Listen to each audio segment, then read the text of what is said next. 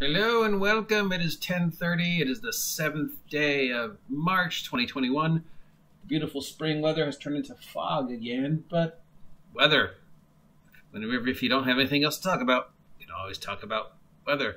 I am your grumpy guy doll, things gaming, the OGGM. I put the old in old school.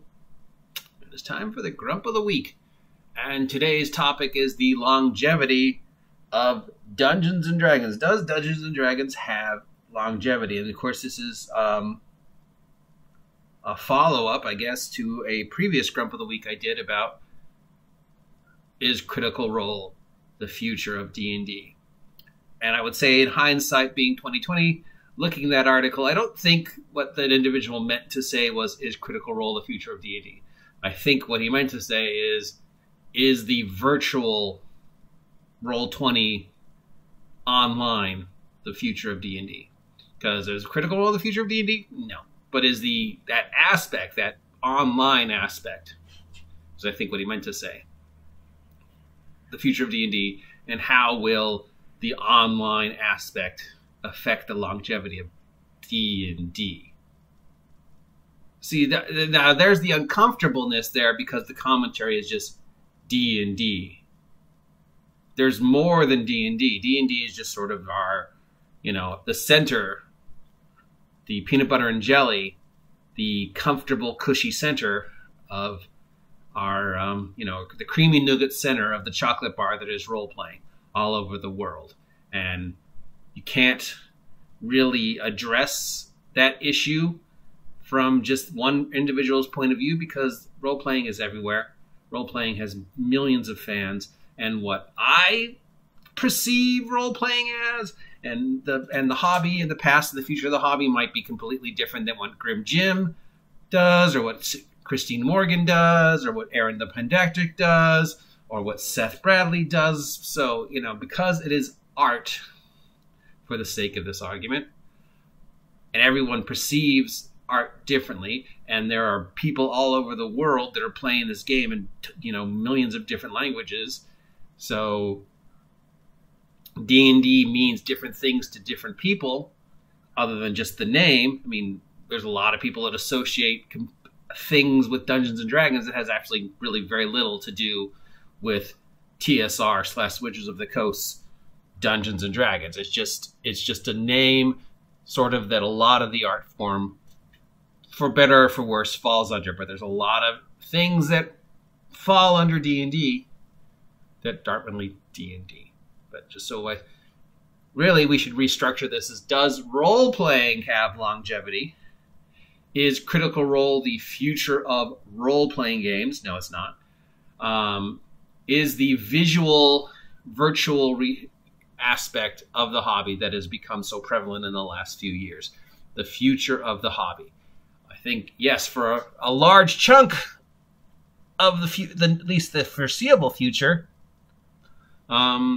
it is going to be virtual. And it's going to be virtual through things like Kickstarter. It's going to be virtually influenced through things like zines. It's going to be virtually influenced things like game-related Patreons. So it's going to, and of course, obviously, the online play is, has plenty of peaks and valleys going on. Post-COVID, are we going to see people return to face-to-face role-playing game? I believe so. But is the virtual online D&D Beyond technology going to stick around? Yes, of course it is. Is it going to improve? It needs to improve. Is it going to be a lot easier for people to get together virtually and play, as opposed to, get in their cars, find somebody to take care of the kids, blah, blah, blah, blah, blah, and all meet at Matt's house for 4 hours? Yes, of course it is. I mean, this, as much as I don't like communicating by this, and I don't like the Zoom, but I'm definitely a minority. And when it comes to the, support me, Dr. Pepper, I need a sponsor and I will sell out. I'm definitely a minority. I would think the general population has a much greater appreciation for the online Zoom Roll20 aspect than I do. Now, I have nothing like, angry about it just because of the way my brain works. It is very difficult for me to use that technology. I prefer face-to-face. But that's just me, and I'm obviously the minority, and I'm obviously not the target audience. So, is the longevity of the game going to be helped by this magic machine in front of me? Yes. Short-term, yes. Long-term, in some form, obviously, yes. A huge chunk of it will be this. Especially with, like I said, Kickstarters, Patreons, zines, online. Just that online presence is not going to go away. It has nothing to do with Critical Role. Critical Role is going to go and become its own little beast, and who knows how it's going to evolve and change over the next 5 to 10 years. But, it'll have its token, its target audience, and it'll have its influence. But, 2 years from now, is it going to be as influential as it was in the last couple of years? I don't think so. I think it's crested. I think Critical Role has to evolve and change and become something else to survive, just like everything else. I think the big thing is going to be Kickstarters, Patreons, and zines. And let's just look, at just how, many Kickstarters are coming out.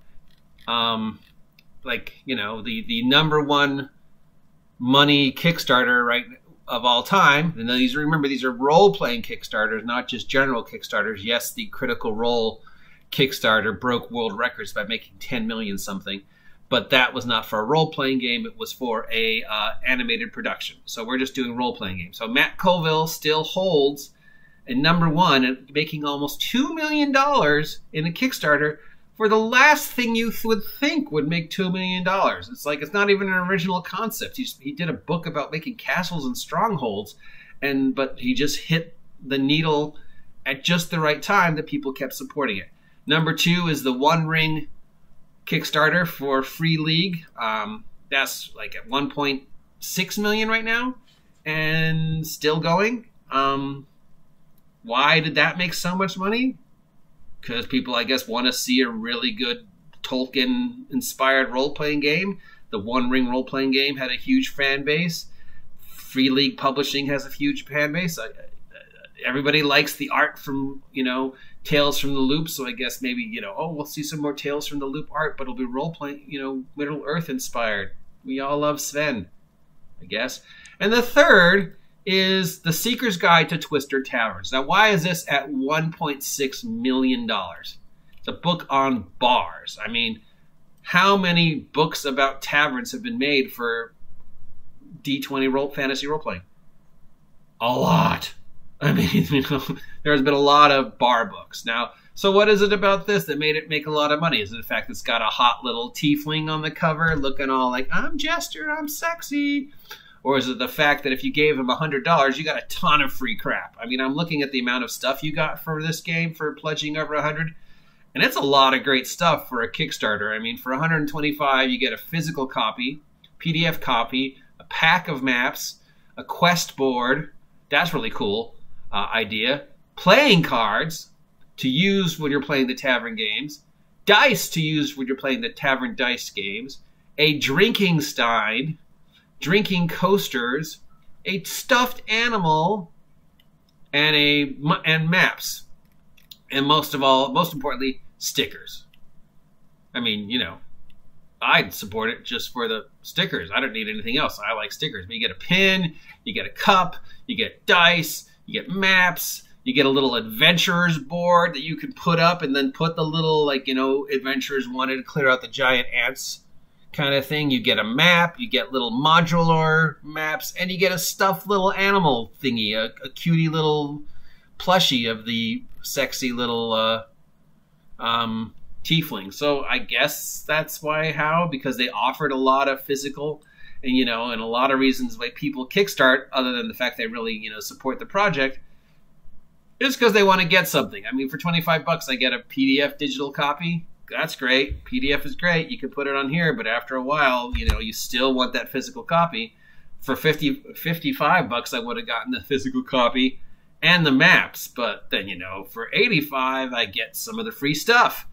For $125, I get more free stuff. And for $250, wow, I get a ton of free stuff. And, free stuff is cool. And if you're into Kickstarter, you know that free stuff is one of the reasons why you Kickstart, other than the fact you really believe in the project and you want to get on it early because it's something you want to see. But this is a book of bars. Books of bars have been done before. So, but this one is, you know, got a sexy little mascot and it's giving you lots of free stuff. So yeah, I guess. And maybe it had the Critical Role stamp of approval or something. I don't know.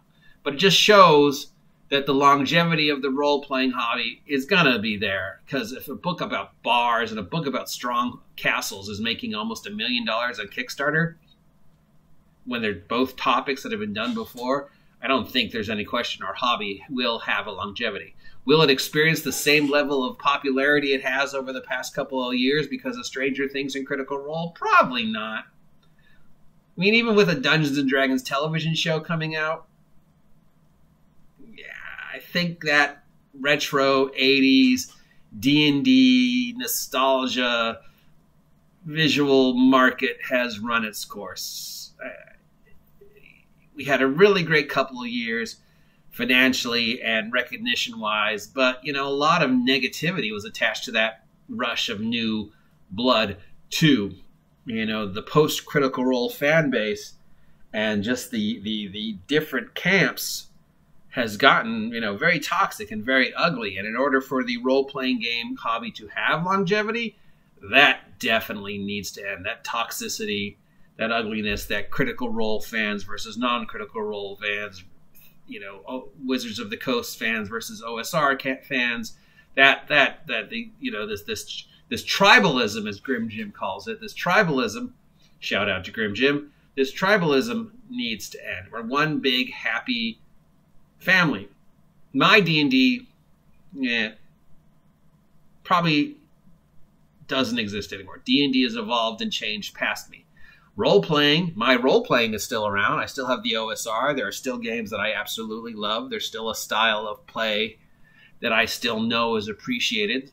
And I'm sure after I am gone, there will be other individuals who appreciate the OSR and appreciate the style, the same style of gaming that I like, and will appreciate superhero games as much as I like, and maybe there will be another target audience for the same style of gaming that I enjoy. So yes, my RPG has longevity. Your RPG has longevity. It doesn't mean that, you know, am I Wizards of the Coast 5th edition Critical Role's target audience? No. And yes, that does upset me on some levels. I mean, the whole reason this whole Critical Role Mike is toxic and hates gaming thing started was because of a comment I made several years ago about I do not see myself represented in Critical Role. I am not Critical Role's target audience, so I don't see myself, you know, it's represented. I don't see people that I associate with. Critical Role has a very specific audience. It chooses very specific individuals to enchant those audiences, so that's fine. That's the target audience. I get it. I don't appreciate it, but I get it. And that's fine. In a couple of years, there'll be a different target audience. It won't be me, because I'm a target audience for a different style, a different thinking, a different marketing. My target audience. I'm the target audience for like the OSR movements and retro clones and a lot less, you know, gaming of just, hey, let's just have a good time and forget all this toxicity. You know, remember when we played V&V for 6 hours and we didn't fucking care what was going on in the world? That's who I'm the target audience of. That's the target audience I am of. And who's ever producing those types of games are going to get my money. My money is not going to go to Wizards of the Coast, Dungeons & Dragons 5th edition, post-Critical Role. Because it doesn't appeal to me, but I'm not the target audience. The longevity depends upon knowing your target audience is adapting and evolving. Does Dungeons & Dragons have longevity? If you're referring to Wizards of the Coast product with the name Dungeons & Dragons on it, yes, of course it will. It won't be the same now. 5 years from now, it's not the same now that it was 5 years ago. It's evolved, it's changed, it's different. I'm not the target audience. My D&D is not your D&D, and that's fine. D&D is dead. Long live D&D. Does role-playing have a longevity? Of course it does. It will exist in some form forever. Because play exists. And dramatic play exists. So at the end of the day, Dungeons and Dragons role-playing is just dramatic play with rules. It's no different than a bunch of 4-year-olds playing house. It's just playing house with rules. Except 4-year-olds do it better than us because they don't argue as much. And they don't bring toxicity to the table.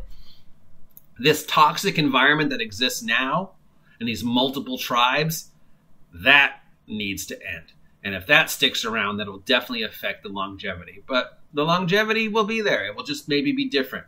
So what did the guy mean when he said, is Critical Role the future of Dungeons and Dragons? No, what he meant to say, is the virtual environment the future of role-playing? Yes. Now, I've already done a vlog about why I don't think Critical Role is the future of D&D, because I think there's two separate beasts. And if Critical Role is even half as smart as I think it is, they will continue to evolve and change because they are separate beasts than Wizards of the Coast, Dungeons and Dragons. Will Dungeons and Dragons evolve and change? Of course it will. It's got new blood. It's it's been restructured. Hasbro is, thinking about it now. Now Hasbro needs to make money off Dungeons and Dragons, the same amount of money it's made over the last 2 years, knowing full well that it does not have the influence of Critical Role much longer. So, of course, it will adapt and change. It will use the virtual environment much more. So, at least for the next 5-10 years. And we can see just from the Kickstarter that Kickstarters is definitely the future way to make monies. We can't expect big companies like Wizards, Hasbro to buy our game. So if we want our game to get out there, we're going to have to do Kickstarters. We're going to have to do zines. We're going to have to do Patreons like Green Ronin is doing with Mutants and Masterminds. So, yeah, longevity of the hobby will be there. Will it be my hobby the way I, want to do it? There will still be people who want to get together and role play, but probably not the way that I like to do it. And that's okay. I mean, I'm old. So, yeah, the hobby's going to evolve and change just like anything else. Art evolves, art changes. It has to because of longevity. Art inspires, art frightens, art changes, art influences. Is there toxicity in the art, in the community of Dungeons & Dragons? Yes. Has it always been there? Probably. Just as that toxicity changed? Definitely. Will it evolve and change? Of course it will. Do I want it to go away? Yes. Will it go away? Probably not. Maybe it'll just change and be less violent and less toxic and less hateful and less cancel culture. Who knows what the next 5, 10 years, 50 years for the hobby. This might go away. It might all be a chip in here, or we might get back to the point where, I prefer physical product and I want to play face to face. I don't want to play on, it might do a whole huge backswing to the way it was played 10 years ago. I don't know. Do you know? Can anybody predict the future of anything, much less this crazy hobby that is D&D? If you can, please let me know, because I'd like to invest some money in some things. Sponsor me, Dr. Pepper. I will sell out. And that's it. So that's our topic, our grump of the day, addressing the longevity of the hobby, where I think it's going to go, what I think the future is going to be, and, what can we expect in the next 5 to 10 years. And, Wizards of the Coast, Hasbro's going to do their thing. Critical Role's going to do their thing. All the other smaller companies are going to do their thing.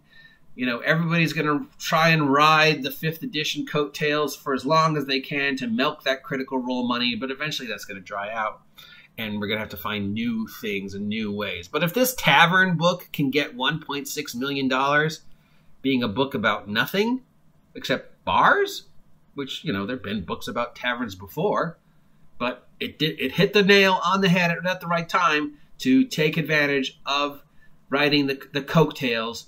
And it knew exactly what it was doing, and it offered lots of really great free stuff to convince people to spend more money. I want to get a stuffed animal and dice.